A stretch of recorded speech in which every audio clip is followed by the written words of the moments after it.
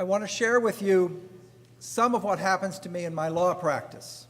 About 20% of my law practice is work for immigration attorneys. In a typical case, this is what happens. First, the client goes to the immigration attorney because the client is facing deportation. The immigration lawyer then discovers that the reason for the deportation is a criminal conviction from many, many years ago. Immigration lawyer tells the client, I can't do anything for you in immigration court because deportation in immigration court is automatic. You have to get the criminal conviction lifted. Then they send the client to me. Knowing that I am the only obstacle in the path of deportation is often quite stressful. In doing this work, I've come to one main general observation. Most immigrants are afraid of the courts. They think that the more time that they spend in court, the more likely they are to be deported. Over and over and over again, I see immigrants plead guilty at their first court appearance, which means almost universally without a lawyer.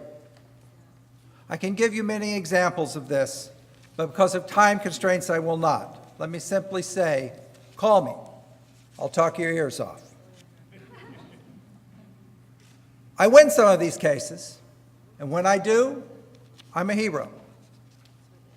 I would gladly trade the adulation that I receive in those instances for a justice system that does not need my kind of work.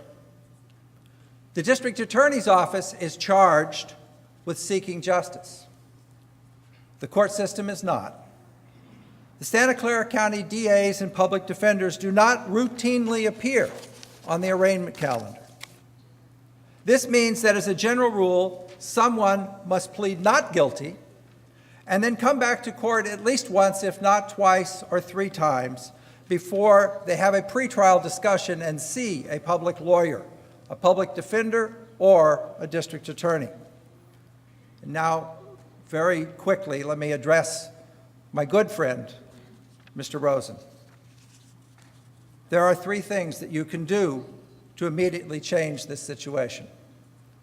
You can charge as many cases as possible as infractions. You can fully staff the arraignment courts. You can recommend to the Board of Supervisors that they adopt an ordinance allowing first offender misdemeanor diversion.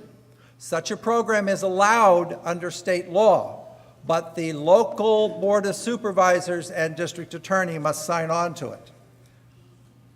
In the end, we are all seeking a better legal system. We know that a system that had separate drinking fountains for black and white was not just.